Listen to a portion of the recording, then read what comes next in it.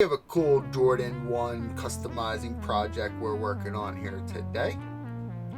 Right here, I had to make a full shoe stencil.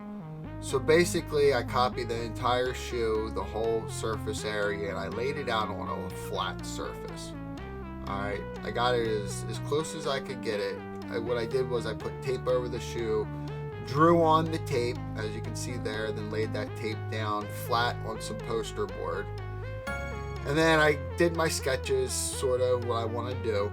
Then I'm going to cut that out. Now I have a stencil of the drips, right? So then I can use that stencil of the drips to make a masking stencil when I go to paint it. Alright, here you kind of get an idea when I fold it all together. It sort of looks like a shoe, right? It's a pretty decent representation of a shoe, but all in flat surface. This is what allows me to make a really good stencil that'll work for both shoes. Alright, these are the shoes right here.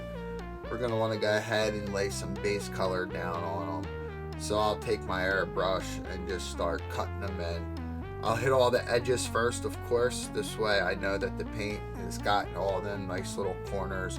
And then I'll go ahead and I'll coat it. After I lay that base color down, I can go ahead and put the masking tape stencil down on the shoe, and then I can start painting the top of the shoe. You can see here where I already painted the inside there. Steps, stages. You know, it's not the easiest thing in the world to do, but if you take your time, you plan it out, everything should come out okay. Alright, let's go to the stencil here real quick. I'll show you guys how I did that. So I have this cutting mat, right, that I have on my desk. And then on top of that, I lay down the masking tape. When I'm all done, I'll be able to peel this masking tape up, and that'll be my masking stencil. And here I'll just take this stencil. I'm going to trace over it the best I can. Between the stencil and the masking stencil, I put some museum putty. This way the stencil doesn't move around. And after I trace it all out, I just take my X-Acto knife and I cut away. I try to be as exact as possible. In some areas, I see that the stencil wasn't exactly all that great, and I just have to make sure I fix that with the X-Acto knife. I have to look at it real close and real carefully, make sure the cuts look good. When I'm done, I can clean that masking stencil up a little bit with the X-Acto knife, but I don't want to go varying too far from what I already have. Okay, back to this shoe. You can see I sprayed in that top dark color green, and now I'm going to take another shade of green and I'm going to start doing my accents. I'm going to start spraying in all those little areas that I think that should have some sort of accent, or like those lines there that go around the toe box. And then when that's all done, I'll go ahead and spray that toe box in. I think that looks a little bit better with the edges, with it going off over the edges. I guess I'll really know how this looks once I peel all this tape off, so let's do that. Ah yeah, she's a beauty. Look at that. I think they look pretty cool. I like them. I don't know. It might not be everybody's cup of tea. I get that. That's just how art goes. That's how customizing goes. I say I like it. Somebody's going to tell me they look like trash and I should just ship them to the nearest dumpster. Yeah. You know, I've had people that have taken their time out of their day to message me on eBay to tell me stuff like that. Tell me how horrible the shoes look, or, hey, you know what? It doesn't discourage me. Maybe this shoe looks horrible. Maybe, you know, maybe I'm crazy. Maybe I'm thinking way too better of myself, and maybe this does look horrible. But you know what? It doesn't deter me from trying. Because how do you know unless you try? It's been years and years and years since I've been able to put my artistic capabilities to work, and I'm just getting back into the swing of things here. I'm not going to stop. You're not going to see me giving up just because some one person doesn't like what I do. And I guess my whole point is that you guys should think the same way. You know, just because, you know, one person thinks differently of something you have an opinion of, that doesn't mean they're right. Don't let people influence you so easily. There's a lot of people in this world, and somebody's gonna like something you do. The final step is just these tongues here. You can see I covered up the Nike Air part. I'm gonna keep that. Typically I like redo that and do it in the color of the shoe or whatever, but I actually kind of like how that red pops and you see that Nike Air. It's different, right?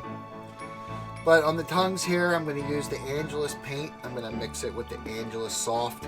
It's a medium that allows you to actually paint the fabric, right? And it stays soft. It's a process. I have to airbrush this on in a real thin coat, real watered down coat. Then I have to heat it with the heat it. I can't talk right today. I have to hit it with the heat gun, baby. Hit it with the heat gun. You have to evaporate all that stuff. It'll stay nice and soft. And then you give it another nice, real light coat. Go back, do the same thing over and over and over again. One of the issues when you're doing black, it's it's tough. It's tough to cover, so you're going to use a lot more coats. And B, it's black. So when you're covering it, you're getting more and more coats. It's not going to remain as soft. It's not going to be as nice and as natural as if it was just dyed or whatever they use. Obviously, they don't use paint. This is something that would be unusual for a shoe manufacturer to paint the fabric. But this is our option right now if we want it to all match everything. And it's not really such a bad option. I'd rather it be white, but unfortunately the shoe just wasn't, and it's black, and it is what it is. By this point, I've been airbrushing a long time. My finger's starting to hurt. I have a little callus that built up on it, and I just can't wait to get these done. So let's go back into the studio, and let's see the final shoe. There are some final details, I had to do, like clean the edge of the shoe up, get all the glue from the tape off the shoe, and then touch the edges up here. If any paint came off the edge sometimes along there. Sometimes you got some little touch-ups, but that's what happens when you're all done. And you take time and you put care into your product. You get a decent looking product at least. At the very least, it's going to look decent. I think these came out alright looking. They're probably not everybody's cup of tea, but if you like something different and you like Jordans, I got you. Just hit me up. If you want a custom shoe made, just come talk to me. All my info's in the description. Anyway, that's all I got for you guys today. The green drip. I wanted to let you guys check it out. Thanks for coming out.